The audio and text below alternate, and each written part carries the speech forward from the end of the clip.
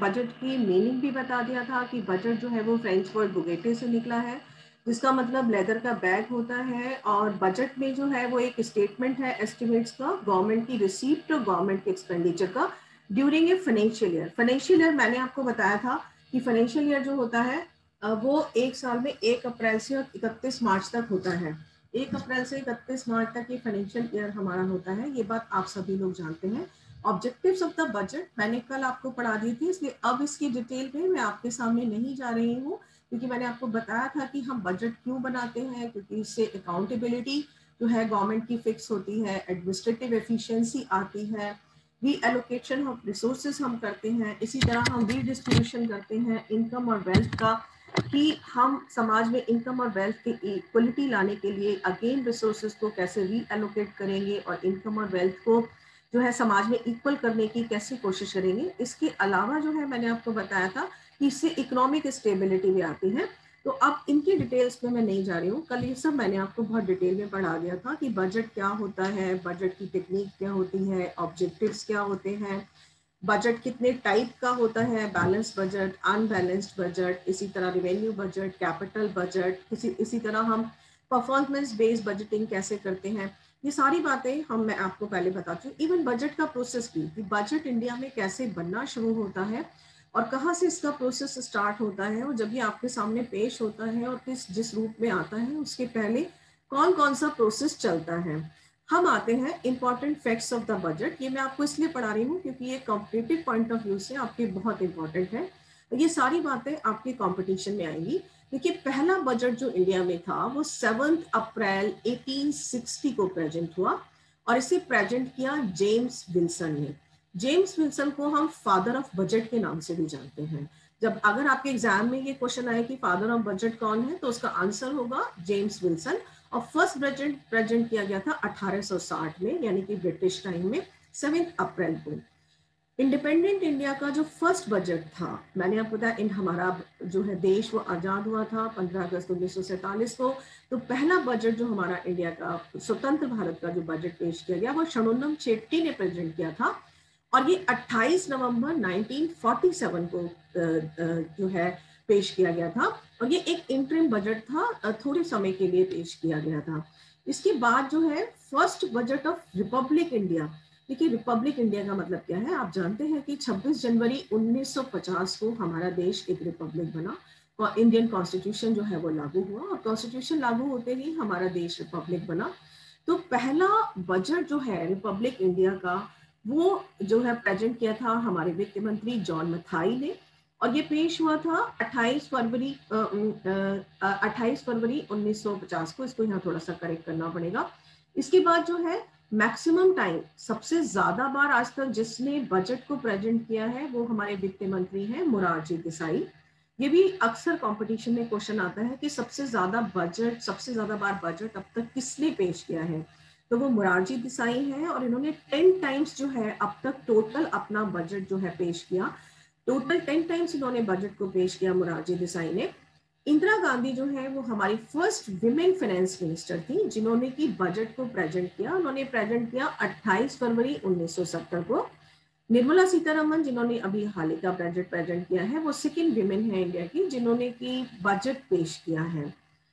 एक और important fact जो आपसे कंपटीशन फॉर्म में पूछा जा सकता है कि 2016 तक हमारा रेल बजट जो है वो अलग पेश होता था नॉर्मल बजट से, या जो है गवर्नमेंट के बजट से, और 92 सालों तक ऐसा चलता रहा। लेकिन 2017 में अरुण जेटली जब हमारे फाइनेंस मिनिस्टर थे, तो इन्होंने रेल बजट को जो है वो नॉर्मल बजट में मर्ज कर दिया और ये यूनियन बजट में मर्ज हो गया। एक काम और हुआ इस दौरान कि पहले ये बजट 28 फरवरी को पेश किया जाता था, लेकिन 2017 में ही पहली बार इस बजट को पेश करने की डेट भी चेंज कर दी गई, और ये डेट चेंज होकर के 1 फरवरी हो गई। अब जो बजट पेश होता है वो 1 फरवरी को पेश होता है, और वो भी दिन में 11 बजे। एक समय तक इंडिया में बजट जो था वो शाम के 5 बजे जो है वो पेश किया जाता था लोकसभा में, क्योंकि इसके पीछे प्ली ये था कि सारी रात काम करने के बाद फाइनेंस मिनिस्ट्री के ऑफिसर इतना थक जाते हैं कि उन्हें थोड़ा रेस्ट करने के लिए टाइम चाहिए, इसलिए वो जो है 5 बजे प्रेजेंट करते थे। लेकिन 2017 से अरुण जेटली जी ने ये 2 नई प्रथा डाली कि उन्होंने रेल बजट को मर्ज कर दिया बजट के साथ। और दूसरा जो है उन्होंने 1 फरवरी को जो है बजट पेश करना शुरू कर दिया 28 फरवरी की बजाय। और इसके पीछे रीजन ये था कि ज्यादा टाइम मिल जाएगा बजट डिस्कशन के लिए लोगों को। एक और मैं इम्पोर्टेंट बात आपको बता दूं कि इस बार का जो बजट है 2021 का जो बजट है, इसकी कुछ इंपॉर्टेंट हाइलाइट्स मैं आपको बताती हूँ। ये बजट निर्मला सीतारमण जी ने पेश किया, आप सबको पता है 1 फरवरी 2021 को ये पेश किया गया। और फर्स्ट पेपरलेस बजट है ये इंडिया का, डिजिटल बजट भी हम इसे कह सकते हैं, क्योंकि ये बजट पहली बार कोरोना वायरस होने की वजह से प्रकाशित नहीं हुआ, इसकी कोई कॉपी नहीं आई, बल्कि ये टैबलेट में आया और मोबाइल ऐप के थ्रू जो है वो सबको प्रोवाइड किया गया। तो निर्मला सीतारमण जी को ये श्रेय जाता है कि इन्होंने इंडिया का फर्स्ट पेपरलेस बजट भी जो है प्रेजेंट किया है। इसके अलावा जो है इस बजट की एक और स्पेशलिटी है कि ये 75th एनिवर्सरी पर आया है इंडिया की। भारत को आज़ाद हुए ये 75th ईयर है और 75th एनिवर्सरी के ऊपर इंडिपेंडेंस की ये आया है। इसके साथ ही साथ ये इस डिकेड की 2020 का जो डिकेड हुआ है इसका फर्स्ट ईयर भी है, तो इस लिहाज से भी ये बजट बहुत इंपॉर्टेंट है। एक और चीज कि ये एक एबनॉर्मल परिस्थिति के अंदर आया हुआ बजट है, इसलिए ये नॉर्मल बजट नहीं है। क्योंकि कोरोना पैंडेमिक की वजह से ऑलरेडी हमारी जो इकोनॉमी है वो काफी डाउन जा चुकी है पिछले साल। आपने देखा कि थर्ड क्वार्टर में तो ग्रोथ जो है थी वो हमारी -23.9 चली गई थी, बाद में वो थोड़ा सा कम हुई और -7.5 आई। तो बहुत बड़ा असर आपको बजट में इसको देखने का मिलेगा।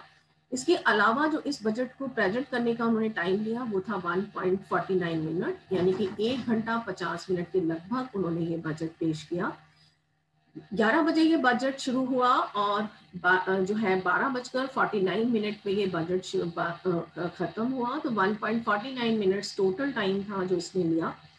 एक बात और इम्पोर्टेंट कि टोटल 34,83 करोड़ का ये बजट है, 34.83 लाख करोड़ का बजट है। 6 पिलर्स के ऊपर बेस्ड है ये बजट, ये आपको पता ही है। पहला है health and wellbeing, physical financial capital और infrastructure, inclusive development for aspirational India, innovation and R&D, minimum government and maximum wealth. अब मैं आपको बताती हूँ, देखिए बजट को आप पढ़ना कैसे सीखेंगे और बजट को किस तरीके से देखा जाता है। बजट उस तरीके से स्टूडेंट इकोनॉमिक्स से नहीं देखते जैसे कि आपको अखबारों में एनालिसिस करके बताया जाता है। बजट जब पेश करता है हमारा फाइनेंस मिनिस्टर, तो वो बहुत सारे डॉक्यूमेंट्स जो है वो लोकसभा के सामने रखता है। ये कौन कौन से डॉक्यूमेंट वो रखता है मैं आपको जो है अब बताने जा रही हूँ कि कौन कौन से डॉक्यूमेंट है। ये एक एक डॉक्यूमेंट मैं आपको खोल कर दिखाऊंगी। इस बार जो है निर्मला सीतारमण जी ने टोटल 13 डॉक्यूमेंट जो है वो उसके सामने रखे, लोकसभा के सामने रखे। ये 13 डॉक्यूमेंट कौन से थे मैं आपको ये देखिए दिखाने जा रही हूँ। इसमें सबसे पहला डॉक्यूमेंट था बजट स्पीच। ये देखिए ये बजट स्पीच है निर्मला सीतारमण जी की, ये मिनिस्टर ऑफ फाइनेंस 1 फरवरी 2021 को आई। जो 6 पिलर की मैं बात कर रही थी देखिए इसके इंट्रोडक्शन में ही दिए गए हैं। Health and wellbeing, physical financial capital and infrastructure, inclusive development for aspirational India, reinvigorating human capital, innovation, R&D, minimum government, maximum governance and fiscal position। ये पूरी जो है आपकी बजट स्पीच जो है ये 65 पेजेस की है। इसको ध्यान से देखिए, इसके कंटेंट को आपको मैं बता देती हूँ क्या है, इसके बाद हम बजट डिस्कशन शुरू करेंगे। देखिए इसमें पहले इन 6 पिलर्स के बारे में बताया गया है। पार्ट बी, पार्ट ए में इसके 6 पिलर्स हैं जो कि पेज नंबर 25 तक आते हैं। पार्ट बी में इसके डायरेक्ट टैक्स प्रपोजल है कि उन्होंने क्या डायरेक्ट टैक्स प्रपोजल दिए हैं। उसमें उसके बाद इनडायरेक्ट टैक्स प्रपोजल है। डायरेक्ट इनडायरेक्ट टैक्सेस में आपको क्लास में ऑलरेडी पढ़ा चुकी हूँ। उसके बाद सारे एनेक्चर दिए गए हैं, जैसे कि उन्होंने बोला कि हेल्थ एंड वेलबींग पे एक्सपेंडिचर बढ़ा के उन्होंने 137% कर दिया है। तो 137% में उन्होंने क्या क्या चीजों को जोड़ा है, इसका एक्सपेंडिचर टोटल इन्होंने यहाँ पर दिया है। इनके जो फ्लैगशिप प्रोजेक्ट है रोड एंड हाईवेज, तो कौन कौन सी रोड्स ये बनाएंगे, कौन कौन से हाईवेज बनाएंगे, उसके लिए कितना एक्सपेंडिचर देना है, वो इन्होंने यहाँ पर दिया है। डिसइन्वेस्टमेंट जो है इसकी हाईलाइट्स इसको दी गई हैं और एमएसपी की परचेजेस वगैरह ये सब इसमें दी गई हैं। लेकिन एक और इम्पॉर्टेंट बात मैं आपको बताऊं, जो स्पीच हमारे फाइनेंस मिनिस्टर जो है लोकसभा के अंदर देते हैं, वो जरूरी नहीं कि बजट के बारे में आपको सारी जानकारियां दे पाए। अगर आप बजट का सही एनालिसिस करना चाहते हैं और बजट का डीप एनालिसिस करना चाहते हैं, तो आपको डॉक्यूमेंट्स को खोलकर देखना होगा, जो कि डॉक्यूमेंट फाइनेंस मिनिस्टर जो है वो लोकसभा के सामने रखते हैं। देखिए, ये बजट स्पीच थी, अब मैं आपको बजट के डॉक्यूमेंट दिखाने जा रही हूँ। ये देखिए, की टू बजट डॉक्यूमेंट, ये डॉक्यूमेंट है जो कि उन्होंने, निर्मला सीतारमन जी ने लोकसभा के सामने रखे। टोटल इस बार 13 डॉक्यूमेंट थे। पहली बजट स्पीच को छोड़ के 12 और हैं। ये देखिए, हिंदी में भी है ये, जो हिंदी मीडियम के स्टूडेंट हैं वो हिंदी मीडियम से पढ़ लें, जो इंग्लिश मीडियम के स्टूडेंट हैं वो इंग्लिश मीडियम से पढ़ सकते हैं। गवर्नमेंट का हर डॉक्यूमेंट आपको हिंदी और इंग्लिश दोनों में मिलेगा। तो गवर्नमेंट का हर डॉक्यूमेंट जो है वो हिंदी और इंग्लिश दोनों में है। देखिए, मैं आपको ये दिखाने जा रही हूँ। इसमें पहला स्टेटमेंट जो आता है, that is annual financial statement. एक और बहुत इंपॉर्टेंट बात मैं आपको बता देती हूँ, भारतीय संविधान में कहीं भी बजट शब्द का उल्लेख नहीं है। भारतीय संविधान में बजट के लिए जिस शब्द का इस्तेमाल किया गया है वो है एनुअल फाइनेंशियल स्टेटमेंट। ये देखिए, ये है आपका एनुअल फाइनेंशियल स्टेटमेंट, कि हमारा एनुअल फाइनेंशियल स्टेटमेंट जो है वो क्या है। हमारे जो संविधान है वो हमें बजट की बात नहीं करता। Article 112 of the constitution, 112 of the constitution, ये एनुअल फाइनेंशियल स्टेटमेंट की बात करता है, जिसको आम भाषा में हम बजट कहते हैं। ए, बी और सी, ये जो 3 डॉक्यूमेंट है, सेकंड डॉक्यूमेंट है आपका डिमांड फॉर ग्रांट्स। वो डिमांड जो कि वित्त मंत्री लोकसभा के सामने रखता है उनको पास करने के लिए, कि हमारी ये डिमांड्स हैं, डिफरेंट मिनिस्ट्री की ये डिमांड है और आप इनको पास कर दीजिए। थर्ड, फाइनेंस बिल, ये वित्त विधेयक भी कहते हैं, और ये संविधान के 112 और ये 113 आर्टिकल में आता है। फाइनेंस बिल के बारे में एक इंपॉर्टेंट बात मैं आपको बता दूं, कि वित्त विधेयक के बारे में शायद पॉलिटिकल साइंस के बच्चों ने ये पढ़ा होगा, स्टूडेंट्स ने, कि फाइनेंस बिल जो है केवल लोकसभा में पेश किया जा सकता है। फाइनेंस बिल कभी भी राज्यसभा में पेश नहीं किया जाता। वही फाइनेंस बिल को पास करने का राइट भी केवल लोकसभा के पास है। राज्यसभा में इसको भेजा जाता है, राज्यसभा इसको पास करने का राइट उसके पास नहीं होता। राज्यसभा केवल इस बिल को 14 दिन तक अपने पास रोक सकती है, इसमें अपने संशोधन और अपने सुझाव दे सकती है, और फिर इसको वो वापस कर देती है। इन संशोधन और सुझावों को मानना ना मानना ये वित्त मंत्री के अधिकार में आता है। तो ये जो 3 डॉक्यूमेंट आप देख रहे हैं, annual financial statement, demand for grants and financial bill, ये 3 डॉक्यूमेंट ऐसे हैं जो संविधान की तरफ से कंपलसरी किए गए हैं और संविधान के आर्टिकल में मेंशन्ड हैं, जो कि हर वित्त मंत्री को लोकसभा में पेश करने होते हैं। चौथा डॉक्यूमेंट है एफआरबीएमए एक्ट। तो जो लास्ट ईयर के स्टूडेंट हैं उन्होंने एफआरबीएमए एक्ट पढ़ा हुआ है। एफआरबीएमए एक्ट जो है fiscal responsibility and budget management act है, जो कि 2003 में पास हुआ था। और इस एक्ट में जो है 3 पॉलिसी स्टेटमेंट हैं जो कि हर वित्त मंत्री को लोकसभा के सामने देने होते हैं। पहला है मैक्रो इकोनॉमिक फ्रेमवर्क स्टेटमेंट, कि उसकी पूरी मैक्रो इकोनॉमिक पॉलिसी क्या है। दूसरा, उसकी मीडियम टर्म फिस्कल पॉलिसी क्या है, इसको उसे लोकसभा को बताना होता है। तीसरे, उसे फिस्कल पॉलिसी स्ट्रैटेजी स्टेटमेंट देना होता है। इस बिल को पास कराने का उद्देश्य ये था कि 1990s में जब हमने अपनी इकोनॉमी को लिबरलाइज किया और उससे पहले हमारा फिस्कल घाटा बहुत ज्यादा बढ़ गया था, तो कोई भी गवर्नमेंट अपने फिस्कल घाटे को बहुत अधिक लिमिट से बाहर ना ले जा सके, इसके लिए उसे फिस्कल पॉलिसी स्ट्रैटेजी स्टेटमेंट लेना होता है। लेकिन इस बिल जो ये एक्ट है, इसके अंदर एक बायलॉज है कि आप जो है इमरजेंसी की परिस्थिति में इस एक्ट को जो है वो थोड़े टाइम के लिए हॉल्ट कर सकते हैं या इसको डिले कर सकते हैं, रोक सकते हैं लोकसभा से अनुमति लेकर के। तो ये एफआरबीएमए एक्ट को इस बार जो है रोका गया है, क्योंकि कोरोना पैंडेमिक की वजह से एक अनएक्सपेक्टेड सिचुएशन हमारे सामने है, और कोरोना महामारी की वजह से हमारा जो घाटा है वो बहुत ज्यादा हो गया है। जैसे जो है एफआरबीएमए एक्ट जो है, एफआरबीएमए एक्ट इस समय हमने अभी होल्ड पर रखा हुआ है। पांचवा जो आता है वो आता है एक्सपेंडिचर बजट, पांचवा डॉक्यूमेंट जो वो लोकसभा के सामने रखती हैं। छठा, रिसीप्ट बजट। सातवां, एक्सपेंडिचर प्रोफाइल। और ये देखिए, बजट एट ए ग्लैंस। ये जो H नंबर आपका डॉक्यूमेंट है, ये सबसे इंपॉर्टेंट डॉक्यूमेंट है। ये अभी मैं आपको खोल कर दिखाऊंगी, ये जो बजट एट ए ग्लांस है, क्योंकि इस बजट एट ए ग्लांस में ही ये ऊपर के तीनों जो आपके हैं ये स्टेटमेंट भी आते हैं। तो ऊपर के तीनों स्टेटमेंट जो अगर उसमें आते हैं तो ये हमारा जो है वो बजट है, और ये हमारा बजट एट ए ग्लांस है। तो ये एच वाला जो है ये सबसे आई में देखिए, memorandum explaining the provisions of the finance bill है, आउटपुट आउटकम मॉनेटरी फ्रेमवर्क है, ये और इम्पोर्टेंट है के वाला, दिस इज की फीचर्स ऑफ द बजट 2020-21। ये मैं आपको पूरा पढ़ाऊंगी कि की फीचर्स क्या है हमारे इस साल के बजट के, यहीं पर मेन हाइलाइट्स दी होती हैं बजट की। और फिर आता है इम्प्लीमेंटेशन ऑफ बजट अकाउंटेंट। ये इम्प्लीमेंटेशन बजट जो है 2017 के बाद नीति आयोग की मदद से बनाया जाने लगा है। तो ये एक नई एडिंग है जो कि अब जो है बजट डॉक्यूमेंट के अंदर ऐड की गई है और अब लोकसभा में पेश की जाती है। तो प्रैक्टिकली देखिए, आपको तो लगा कि निर्मला सीतारमण जी ने जो है सिर्फ आपके सामने एक बजट का स्टेटमेंट दिया है या आपकी बजट स्पीच दी है, वो बजट स्पीच नहीं है। प्रैक्टिकली बजट स्पीच के सिवा ये 12 उनके स्टेटमेंट हैं, ये 12 उनके डॉक्यूमेंट हैं जो कि उन्होंने लोकसभा के सामने रखे हैं। ठीक है, अब मैं आती हूँ आपके पास बजट एट ए ग्लांस के। ये देखिए, ये बजट एट ए ग्लांस है जो इस बार 2021-22 का है। ये एक्चुअली बजट का सार है। एक साइड हिंदी में लिखा गया है, एक साइड इंग्लिश में लिखा गया है। तो जो स्टूडेंट हिंदी के हैं वो हिंदी वाला पढ़ लें, और जो स्टूडेंट इंग्लिश के हैं वो इंग्लिश वाला पढ़ लें। ये बजट एट ए ग्लांस जो है वो गवर्नमेंट के रिसीप्ट और एक्सपेंडिचर से शुरू होता है, और ये 4 तरह के घाटों की बात करता है: fiscal deficit, revenue deficit, effective revenue deficit और प्राइमरी डेफिसिट।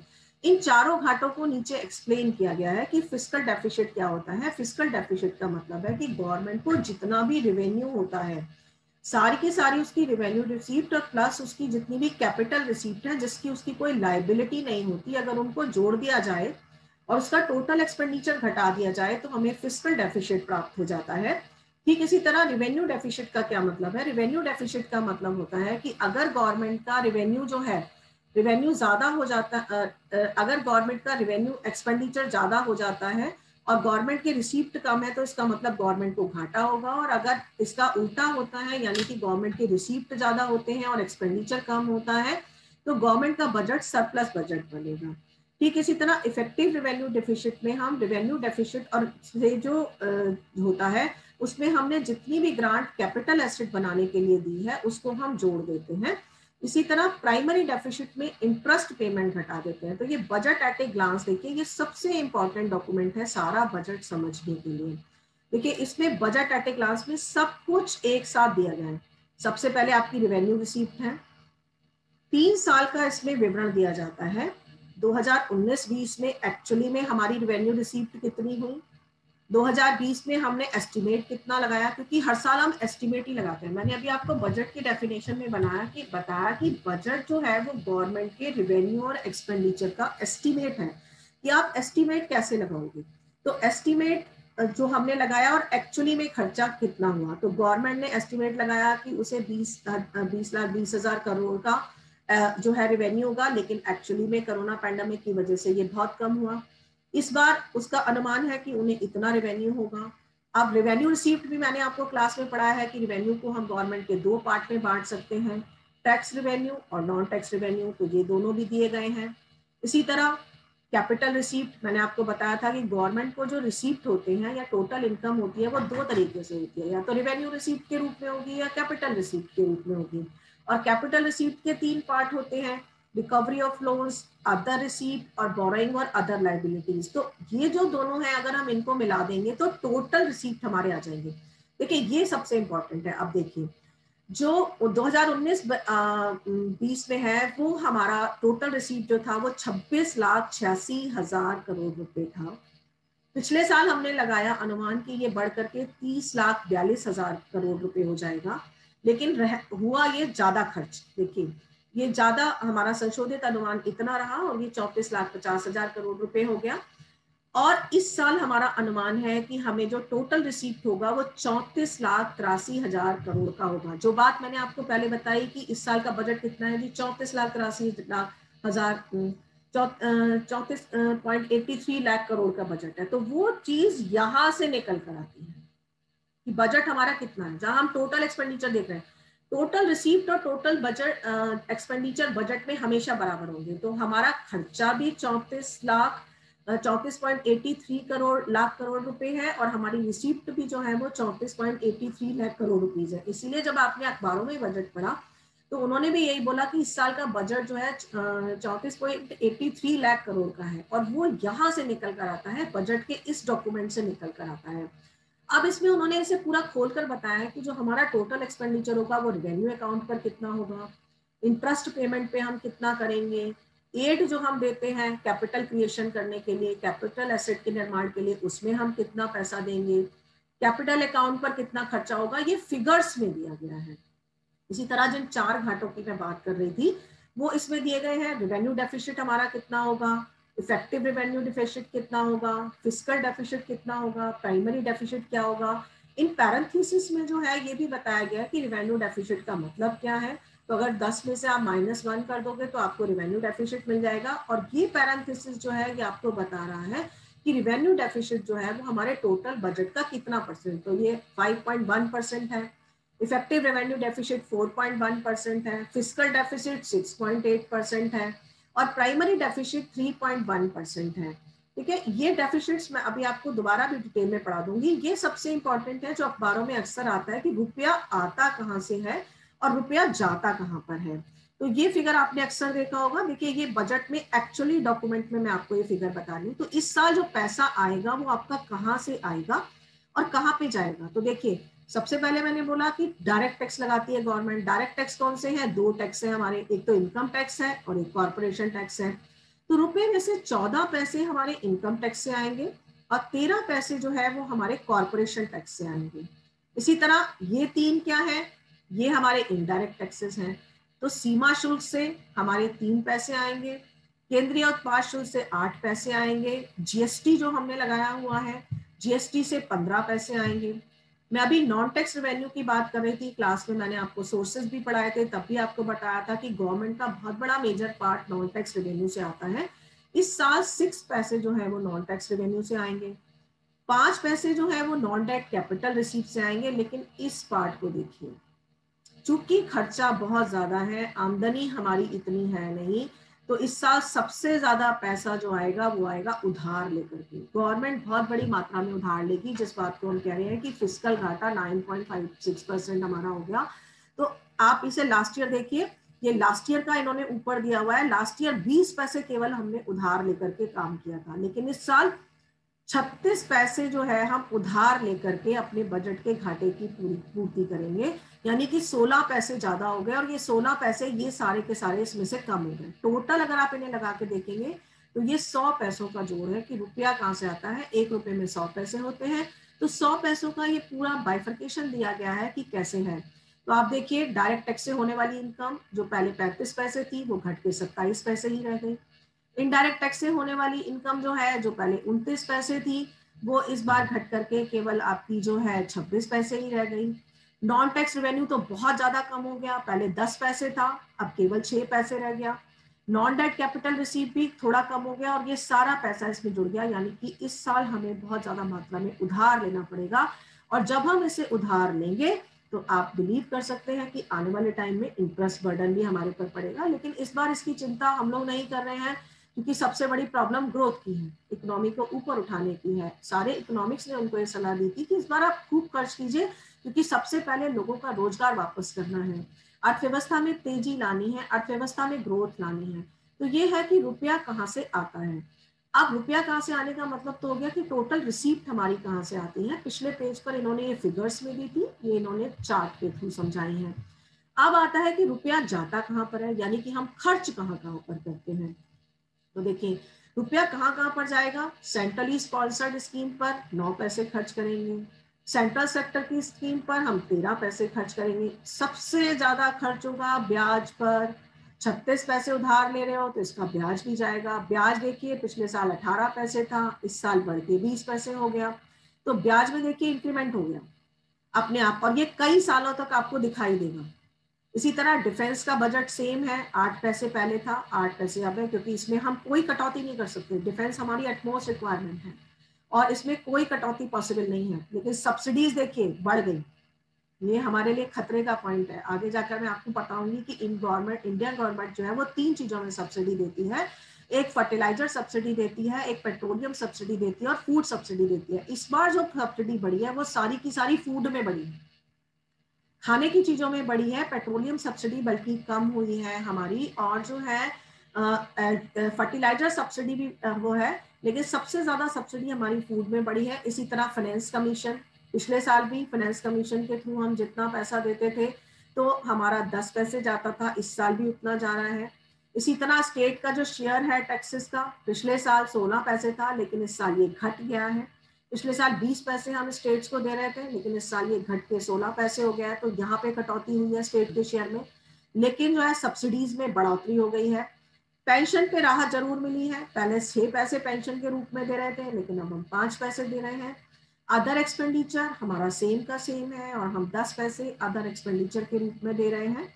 ठीक है, इसी तरह आप ये देखिए घाटे का सार, जो अभी चारों डेफिसिट में आपको बता रही थी, fiscal deficit, revenue deficit, effective revenue deficit, primary deficit, यहाँ पर फिगर में दिए गए हैं तीनों सालों के और यहाँ पर परसेंटेज में दिए गए हैं। तो इस साल का जो हमारा फिस्कल घाटा है वो है 6.8%, और पिछले साल जो इस साल हम अनुमान कर रहे हैं, पिछले साल जो मैं अभी आपको बता रही हूँ कि हमें 36 पैसे उधार लेने पड़ेंगे, उसकी वजह है कि हमारा घाटा 9.5% हो गया, फिस्कल डेफिसिट जो था। तो 3.5 से 9.5 हो गया, 6% की इसमें बढ़ोतरी हो गई, बहुत मेजर बढ़ोतरी है। अगले साल भी घटाकर हम इसे केवल 6.8% पर ला पाएंगे, इससे ज्यादा नहीं ला पाएंगे, ये गवर्नमेंट का मानना है। अब आता है कि जो ये फिस्कल डेफिसिट होगा, यानी कि जो घाटा होगा, इसके लिए पैसा आप लाएंगे कहाँ कहाँ से, क्योंकि घाटा है तो उधार मांगना पड़ेगा। उधार मांगने के लिए आप कहाँ कहाँ जाएंगे और कितना पैसा किससे उधार लेकर आएंगे।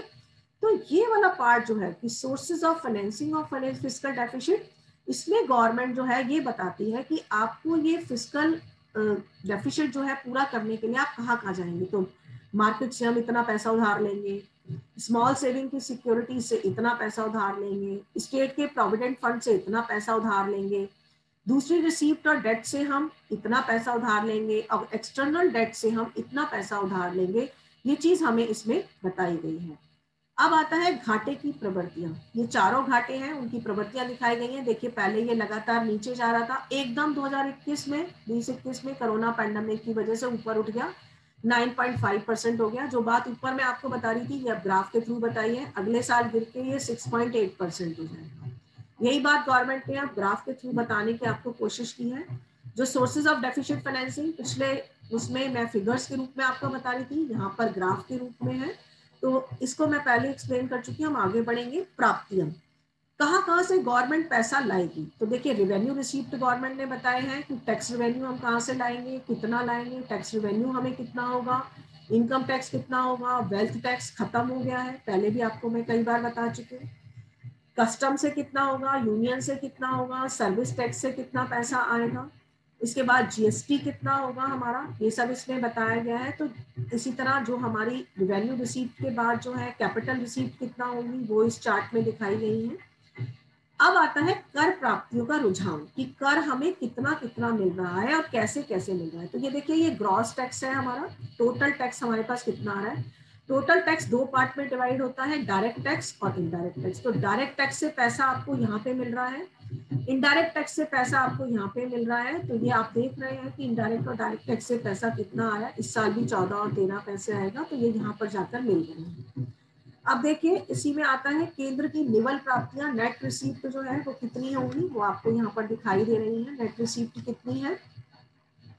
अब इंपॉर्टेंट दूसरी चीज आती है expenditure of government of India, जो मैं आपको नेक्स्ट वाला डॉक्यूमेंट बता रही थी कि भारत सरकार कितना खर्च करेगी। तो एक्सपेंडिचर प्रोफाइल जो है गवर्नमेंट की वो ये है, भारत सरकार का खर्चा कितना होगा, सेंटर कितना खर्च करेगी, सेंटर अपनी सेंट्रल वाली स्कीमों पर कितना खर्च करेगी और दूसरी स्कीमों पे कितना खर्च करेगी। ट्रांसफर का मतलब है कि ये स्टेट्स को कितना पैसा देगी। तो स्टेट्स को पैसा हम 3-4 चीजों के थ्रू देते हैं, एक तो सेंट्रली स्पॉन्सर्ड स्कीम के थ्रू देते हैं, एक फाइनेंस कमीशन जो हमें ग्रांट बताता है उसके थ्रू देते हैं, और एक दूसरी जो अदर ग्रांट्स होती हैं उसके थ्रू देते हैं। तो ये है आपका। इसके बाद सरकार का पूंजीगत व्यय, सरकार कहाँ कहाँ पर कैपिटल एक्सपेंडिचर करेगी। कैपिटल एक्सपेंडिचर का मतलब है जिसके थ्रू हम एसेट का निर्माण करते हैं। तो सरकार कहाँ कहाँ पर एसेट बनाएगी इसमें बताया गया है।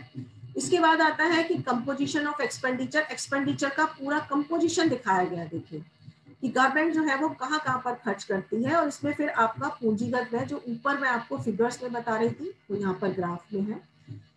अगला पार्ट ज्यादा इंपॉर्टेंट है, उसको देखिए कि प्रमुख मदों में कहाँ कहाँ पर व्यय होगा और गवर्नमेंट कहाँ पे कितना पैसा खर्च करेगी। सपोज पेंशन, पहले कितना खर्च किया अब कितना करेगी। डिफेंस, पहले कितना किया अब कितना करेगी। मैंने अभी आपको बताया कि सब्सिडी हमारे यहाँ पर 3 तरह की है, एक फर्टिलाइजर की है, एक फूड की है और एक पेट्रोलियम की है। आप इसको देखिए फर्टिलाइजर की 2019 में हम दे रहे थे 81,124 करोड़ रुपए, इस साल देंगे 79,530, यानी कब हो गई। फूड की देखिए कितनी बढ़ गई, पहले थी 1,08,000 जो है आपकी 688 रुपए, बढ़ के डबल से भी ज्यादा 2,42,000। पेट्रोलियम देखिए कम हो गई क्योंकि हमने केरोसिन की सब्सिडी बिल्कुल खत्म कर दी। इसके बाद हम एलपीजी की सब्सिडी खत्म करने जा रहे हैं, तो ये जो सब्सिडी है आपकी पेट्रोलियम की ये भी ऑटोमेटिकली कम हो जाएगी। इंपॉर्टेंट चीज एजुकेशन, इस साल एजुकेशन को आपके कितना पैसा मिला है। 2019-20 में ये एलोकेशन 89,437 करोड़ था। अगले साल गवर्नमेंट ने इसे काफी बढ़ाया, लेकिन चूंकि कोरोना पैंडेमिक था, स्कूल बंद रहे, खर्चा नहीं हो पाया। इस साल गवर्नमेंट ने 89 से बढ़ा के, आप इस नॉर्मल ईयर को, आप नॉर्मल ईयर को छोड़ दीजिए, अगर आप नॉर्मल ईयर की तुलना करेंगे तो 89,000 करोड़ से बढ़ा के 93,000 करोड़ कर। इंपॉर्टेंट हेल्थ में जिसमें गवर्नमेंट बड़ी बड़ी बातें आपसे कर रही है कि 137% का उसने जो है बढ़ोतरी कर दी है। एक्चुअली सीन आपको यहाँ दिखाई दे, तो हम कहते हैं कि डीप एनालिसिस करना सीखिए, आप लोग इकोनॉमिक्स के स्टूडेंट हैं। तो देखिए डीप एनालिसिस में 2019 में गवर्नमेंट 63,425 करोड़ रुपीस खर्च कर रही थी। कोरोना पैंडेमिक की वजह से ये बहुत ज्यादा हो गया, 20,000 करोड़ के करीब बढ़ गया। अगेन इसमें इस साल कमी आएगी, तो अगर आप इसके मुकाबले यहाँ देखेंगे तो केवल 11,000 करोड़ रुपए का जो है वो इंक्रीमेंट है। कोरोना में तो हमारा स्वास्थ्य पे बहुत ज्यादा खर्चा हुआ ही है, लेकिन वो एबनॉर्मल ईयर था, लेकिन उतना हम कंटिन्यू नहीं कर पाए और हमने ये खर्चा केवल 11,000 करोड़ रुपए का किया। तो ये एक्चुअल है।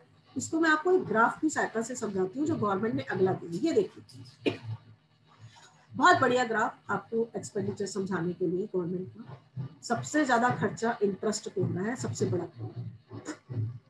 दूसरा सब्सिडी, तीसरे नंबर पे डिफेंस, चौथे पे ट्रांसपोर्ट। एजुकेशन और हेल्थ को देख लीजिए। जो बात आपसे कही जा रही है कि हेल्थ का खर्चा हमने जो है 137 गुना बढ़ा दिया, एक्चुअली में देखिए ये एजुकेशन से भी।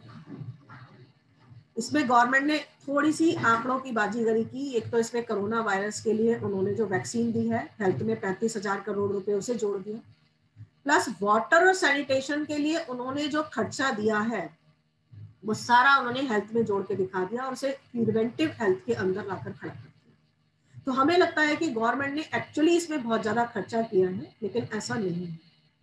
आप कॉलम से देखिए, हेल्थ में बहुत बड़ा मेजर डिफरेंस नहीं है।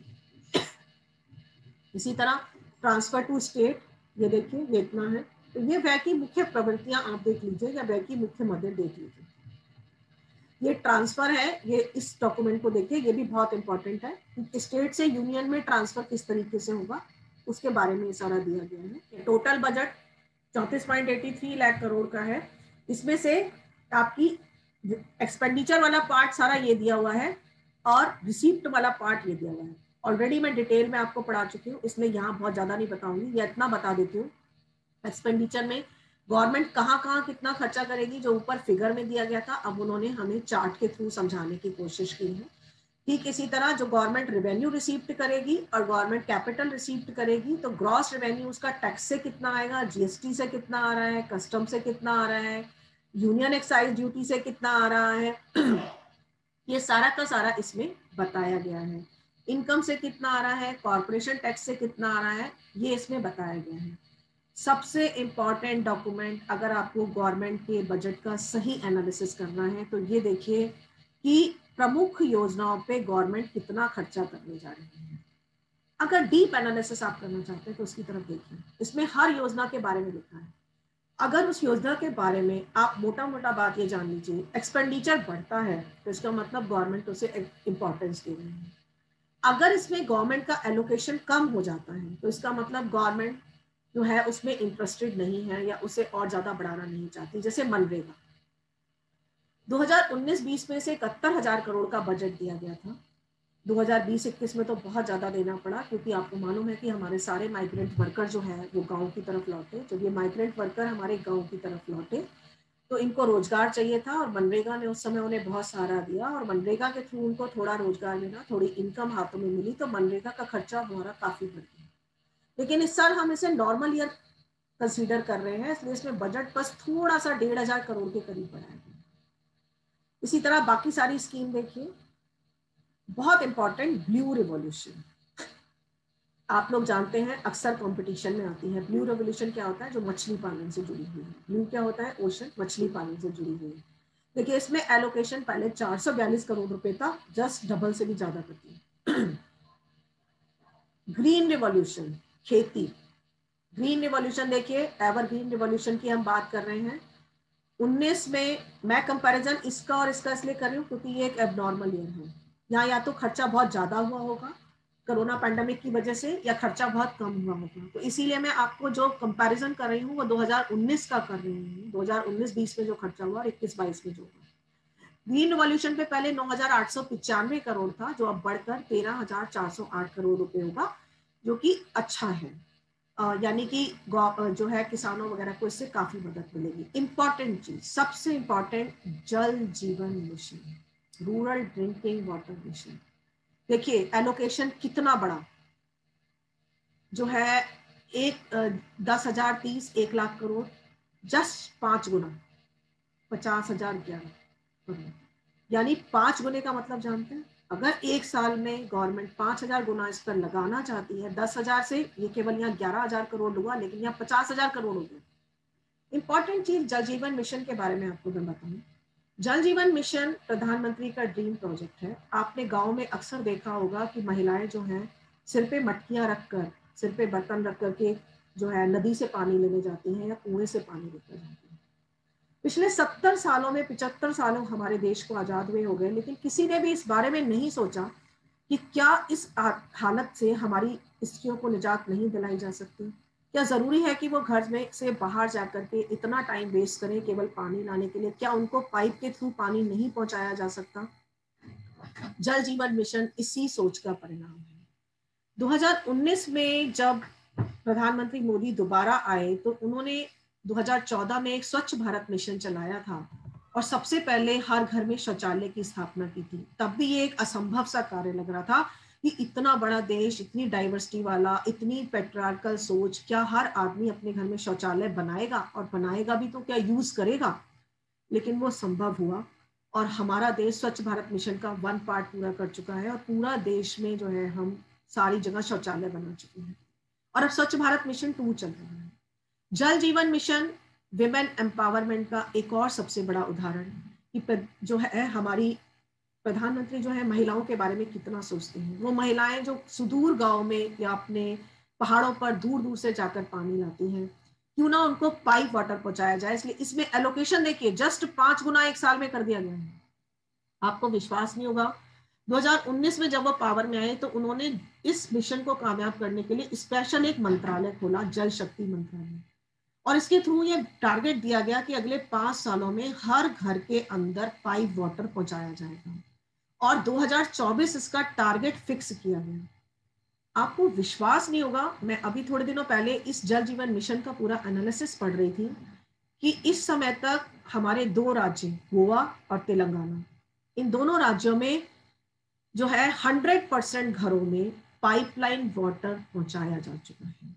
बहुत सारे राज्य इस साल 2021 में इस मिशन को पूरा कर लेंगे, बहुत सारे 22 में, बहुत सारे 23 में, और 24 तक हम सबको इसके दायरे में ला देंगे अगर ये मिशन इसी तरह चला। एक और बड़ी हैरान करने वाली बात यह है कि जिस तरह हमने स्वच्छ भारत मिशन में शौचालयों के साथ किया था कि जो भी शौचालय बनते थे हम उनकी जियो टैगिंग करते थे, और वो निक्षय पर आता था, जो भी गांव ओडीएफ घोषित होता था उनकी जियो टैगिंग होती थी। सेम फॉर्मूला इसमें अपनाया जा रहा है। जो भी गांव फुल्ली वाटर पाइप से लिंक हो जाता है उसकी जियो टैगिंग की जा रही है और उसको नक्शे पर लाया जा रहा है। बड़े खुशी के साथ मुझे आपको ये कहना पड़ रहा है कि भारत में 6 लाख गांव हैं, इनमें से 73,000 गांव में हम पाइपलाइन से वाटर इन 2 सालों के अंदर पहुंचाने में कामयाब हो गए हैं। अगर आपको मैं जल जीवन मिशन का डेली का टारगेट बताऊं तो डेली 2 लाख घरों में पाइप के थ्रू पहुंचाया जा रहा है पानी। हर दिन 2 लाख घर इसमें जोड़े जा रहे हैं। तो जब आप ये वाला पार्ट देखते हैं बजट का, ये आपको एक्चुअली गवर्नमेंट का विजन देता है कि गवर्नमेंट ने किस स्कीम के अंदर ज्यादा एलोकेशन किया है, तो गवर्नमेंट का फोकस किस एरिया पर है और गवर्नमेंट का फोकस किस एरिया पर नहीं है। तो ये बहुत इंपॉर्टेंट है। आप जॉब और स्किल डेवलपमेंट को देख लीजिए तो आपको पता चल जाएगा फोकस है या नहीं है। एम्पावरमेंट ऑफ विमेन सारा आप देख लीजिए, नेशनल हेल्थ मिशन देख लीजिए, आप नेशनल लिवलीहुड मिशन देख लीजिए, मिड डे मील प्रोग्राम देख लीजिए, 500 करोड़ का ज्यादा बजट है क्योंकि बच्चों को इस बार न्यूट्रिशन के साथ साथ मिड डे मील में नाश्ता भी देने का प्लान किया जा रहा है। तो 500 करोड़ का ज्यादा प्रावधान किया गया है इसमें। तो ये प्रैक्टिकली वो स्कीम्स है गवर्नमेंट की फ्लैगशिप स्कीम जो कि इस समय चल रही है। और गवर्नमेंट किस पे फोकस इस साल करेगी और गवर्नमेंट का फोकस एरिया क्या रहेगा, ये एलोकेशन एक्चुअली में वो आपको बताता है। तो जब भी आप बजट को पढ़िए, बजट का एनालिसिस कीजिए तो अखबारों को देख करके नहीं बल्कि गवर्नमेंट को देख करके, गवर्नमेंट के डॉक्यूमेंट को देख करके कि गवर्नमेंट एक्चुअली अंदर क्या कहना चाह रही है। देखिए जब निर्मला सीतारमण जी स्पीच देती हैं लोकसभा में तब तो वो केवल अपने पॉजिटिव पॉइंट बताएंगे और आपको बताएंगे हम ये अच्छा कर रहे हैं, हम वो अच्छा कर रहे हैं, हम वो अच्छा कर रहे हैं। लेकिन ये डॉक्यूमेंट वो है जो आपको ये बताएगा कि एक्चुअली में कितना अच्छा हो रहा है और एक्चुअली में कितना नहीं हो रहा है। तो यहाँ पे जो है वो आपको एक्चुअली में पता चलता है कि क्या होने जा रहा है। इसलिए जो है ये बहुत इंपॉर्टेंट डॉक्यूमेंट है और इसको जरूर आप लोग अध्ययन कीजिएगा। मैंने एक का एनालिसिस आपको बता दिया है, आप हर स्कीम का एनालिसिस इसी तरह कर सकते हैं और इसी तरह आप देख सकते हैं। तो जो है ये हमारा अगला पॉइंट था। अब हम थोड़ा आगे चलते हैं और मेजर स्कीम की तरफ जाते हैं, नहीं तो हमारा काफी टाइम रन हो जाएगा। अब आता है प्रमुख योजनाओं पर व्यय। ये ऊपर की योजनाएं हैं जो चलती चली जा रही हैं, आप हर योजना पे देख सकते हैं। इसमें एजुकेशन की अलग निकाल सकते हैं, हेल्थ सेक्टर की अलग निकाल सकते हैं, एग्रीकल्चर की निकाल सकते हैं, डिफेंस की निकाल सकते हैं, आप हर एक का एनालिसिस कर सकते हैं। ये प्रैक्टिकली गवर्नमेंट का विजन डॉक्यूमेंट है, प्रैक्टिकली है बजट एट ए ग्लांस, जिसमें कि हमें सब कुछ पता चलता है कि गवर्नमेंट जो है आने वाले टाइम में क्या करने जा रही है। तो ये बजट एट ए ग्लांस आपका मेन था। की टू बजट मैंने आपको पढ़ा दिया। एक और चीज बस मैं आपको दिखाना चाहती हूँ इसके साथ साथ कि जो है गवर्नमेंट का एक और डॉक्यूमेंट बहुत इंपॉर्टेंट होता है। कौन सा डॉक्यूमेंट बहुत इंपॉर्टेंट होता है, देखिए एक और है इसमें बजट हाइट बताया जा रहा है, जैसे कि कोरोना वायरस से कैसे आपकी इकोनॉमी में एक अचानक से प्रॉब्लम आई और कैसे हुआ। ये देखिए पहले सारे कोरोना के ग्राफ दिए गए हैं इसमें, किस तरीके से हुआ। फिर आपको ये दिया गया है कि डबलिंग टाइम आपका क्या रहा और कैसे रहा। फिर इसके बाद आपका डेथ रेट दिया गया है, एवरेज डेली टेस्टिंग कितनी हुई इसके बारे में बताया गया है, वी शेप रिकवरी जिसके बारे में मैं आपको बार बार बता रही थी। ये देखिए वी शेप रिकवरी बाकी वर्ल्ड की बताई गई है। इंडिया सबसे ज्यादा डूबा फिर सबसे ज्यादा तेजी से उठा, ये दिखाया गया है।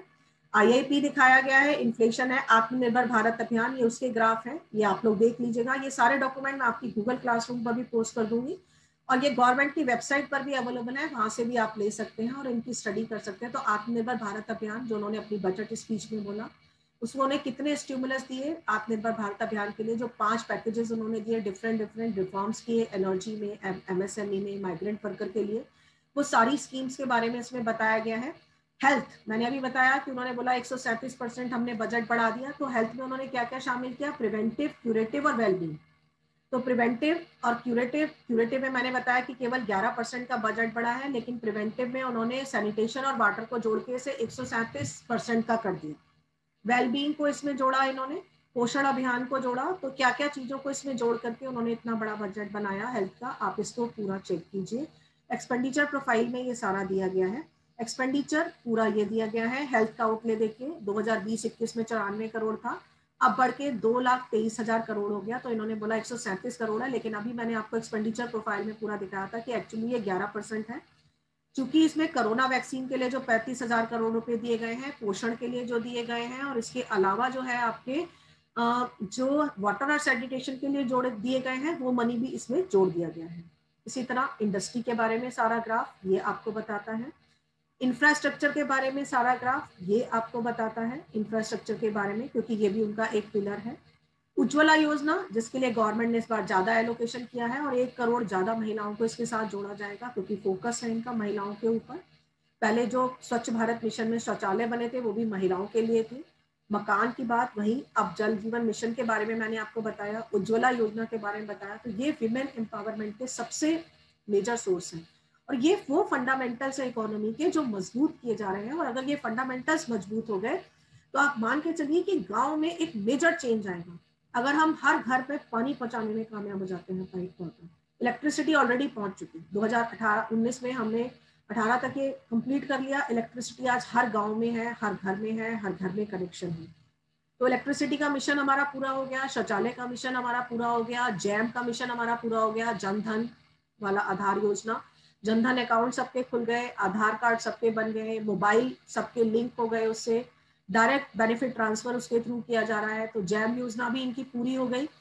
अब इनका पूरा जोर जल जीवन शक्ति मिशन के ऊपर है, इनका पूरा जोर स्वच्छ भारत मिशन 2 के ऊपर है, जिसमें कि न केवल वाटर घर तक पहुंचाना है बल्कि वेस्ट वाटर भी घर से निकालना है। तो ये अर्बन स्वच्छता, जो मैं जल जीवन मिशन की बात कर रही हूँ, अर्बन स्वच्छता और वेस्ट वाटर मैनेजमेंट वो इसी के अंदर आता है। फाइनेंशियल रिफॉर्म जो इन्होंने किए बैंकों के लिए वो इसमें आएंगे। एग्रीकल्चर के लिए जो है, देखिए कितना पैसा इन्होंने दिया, सब्सिडी का पैसा बहुत बढ़ गया है क्योंकि सब एमएसपी मांग रहे हैं, अनाज के लिए सबको एमएसपी चाहिए, इस वजह से सब्सिडी का पैसा, और वो भी फूड सब्सिडी का पैसा बहुत बड़ा है। मैंने अभी आपको बताया कि किस तरीके से ये 1,08,000 करोड़ से बढ़ करके 1,32,000 करोड़ हो गया। ह्यूमन कैपिटल, एजुकेशन और हेल्थ, एजुकेशन और हेल्थ पे इन्होंने क्या ध्यान दिया है, मैंने हेल्थ के बारे में अभी आपको बता दिया, एजुकेशन का बता दिया। एजुकेशन के बारे में हालांकि इन्होंने एलोकेशन बढ़ाया है, 100 सैनिक स्कूलों की भी बात की है, 750 एकलव्य स्कूलों की भी बात की है, और ये भी बोला है कि इसके साथ साथ एक यूनिवर्सिटी लेह में खुलेगी। बट जो एक निराश करने वाली बात है, ऑनलाइन एजुकेशन को बढ़ावा कर देने के लिए गवर्नमेंट ने कोई एफर्ट इसमें दिखाई देता हुआ नहीं दिखता हमें। तो हालांकि एजुकेशन का बजट एक्सपेंडिचर बढ़ा दिया गया है, लेकिन ये बहुत ज़्यादा बजट एक्सपेंडिचर नहीं है। फिस्कल पोजीशन ऑलरेडी मैंने आपको बता दी, 9.5% का फिस्कल डेफिसिट लास्ट ईयर, इस बार 6.8% पर जा रहा है। तो ये फिस्कल डेफिसिट का वही ग्राफ जो आपको पहले दिखाया जा चुका है, एक और तरीके से दिखाया गया है। एक्सटर्नल डेट दिखाया गया है, टैक्स प्रपोजल दिखाए गए हैं, टाइम लिमिट को दिखाया गया है। तो ये सारी चीजें, इनडायरेक्ट टैक्स, रूपी काम्स और इन, ये पहले ही पढ़ा चुकी हूँ तो यहाँ पर दोबारा नहीं बताऊंगी। बजट एट ए ग्लास पहले ही पढ़ा चुकी हूँ, दोबारा यहाँ पर नहीं बताऊंगी। ये था आपका बजट और बजट के मेजर डॉक्यूमेंट। तो बजट जब भी आप पढ़ें तो बजाय अखबारों से ना पढ़ के, किताबों से ना पढ़ के, गवर्नमेंट के डॉक्यूमेंट से पढ़िए। ये बात मैं आपको बार बार कहूंगी, मैंने आपको स्पेशली इसलिए ये सारे डॉक्यूमेंट बता दिए हैं कि कौन से डॉक्यूमेंट है। अब मैं वापस अपने प्रेजेंटेशन पर आती हूँ। मैंने आपको बताया था कि गवर्नमेंट का ये डॉक्यूमेंट है, बजट स्पीच मैंने आपको बता दी, बजट एट ए ग्लांस बता दिया, बजट हाइलाइट्स बता दी, ठीक है, ये हो गया। और ये सारे का सारे डॉक्यूमेंट आपको इस वेबसाइट के ऊपर मिल जाएंगे, www.indianbudget.government.in। इसको आप लोग जो है नोट कर लीजिए और इसको देख लीजिएगा। हिंदी में भी सारे अवेलेबल हैं और इंग्लिश में भी सारे के सारे अवेलेबल हैं। ये आपका बजट कंप्लीट हो